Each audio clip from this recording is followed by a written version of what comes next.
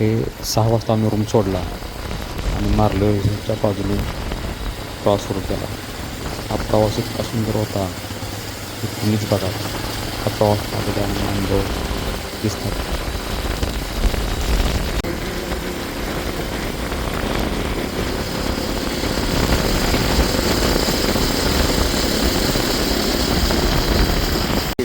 जहाँ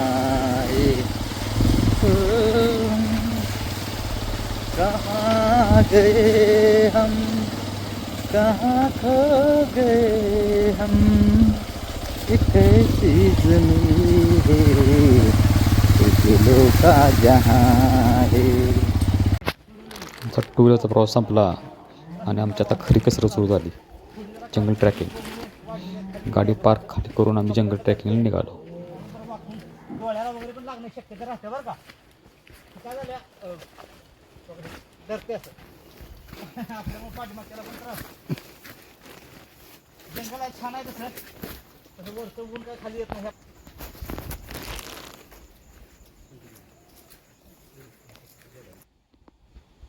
रिप्लाय हो हो हे रिप्लाय देण्याची पद्धत. जंगल ट्रॅकिंग चालू असताना आपल्यासोबत असणारी व्यक्ती जर माग पुढे झाली त्यांना इशारा म्हणून असे खुणाखुणी इशारे दिले जातात. अशाच पद्धतीने आम्ही मित्र पुढे एकामेकाला रिप्लाय देत चाललो होतो. आमचा गाडी माग राहिल्यामुळे आम्ही तिघंच पुढे चाललो. जंगलमध्ये आलोय लगा मित्रांनो. कळलं झालं नक्की कुठं जायचं का. इकडं वाट आहे, इकडं वाट आहे, ह्या साईडला वाट आहे. पण ह्या वाटेला भरपूर जण चाललेत म्हणून आम्ही ह्या रस्त्याला चाललोय. एका मामाला 2000 रुपये दिले. मामा म्हटले तुम्हाला रस्ता दाखवतो. मामा दुसरं गिराक आलं म्हणून माघारी गेले. ती या लागले तरी पण आम्ही अंदाजावर चाललोय. पुढं काय आहे आम्हाला काही माहित नाही. या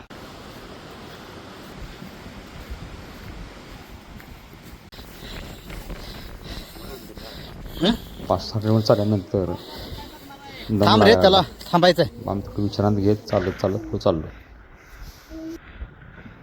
आमच्यासोबत असणारे गाईड मामा मागं असताना ते पुढे गेले. परत ते पुढे चालू लागले. चाला जमणार का? एवढं आलोय तर नाही प्रयत्न करणार. एवढं आलोय परत हा जन्म परत आहे का नाहीये म्हणून करायचंच. आता आपण म्हणलं 40 नंतर आपला बोनस आयुष्याचा. बघा सुरेश गेलाय वर आता तुझं कळत बघा. सुरेश गेला पदू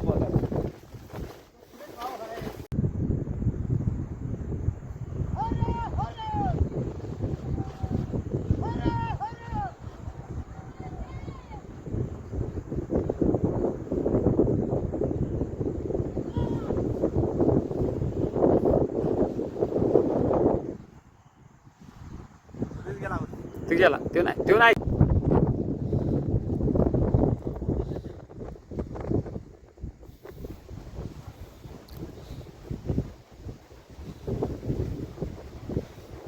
ए जवळ गेले सूरजच्या आहे नालाय का मामा. ती ही बारक पोर काय का नाही छत्रीवाल त्याला जर घेऊन घ्यायचं कुठं तरी.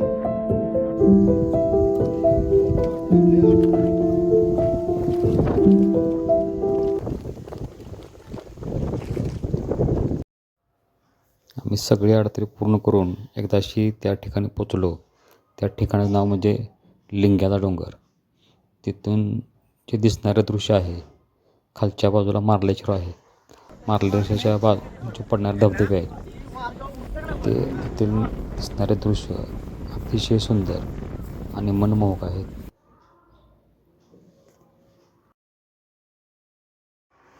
श्रीतीर्थ मार्लेश्वरचे मंदिर खाली दिसत आहे बघा. आणि हा दिसणारा मोठा धबधबा 7 थराचा धबधबा आहे हा टोटल. बघण्यासाठी अतिशय सुंदर. वेळ काढून नक्की भेट द्या.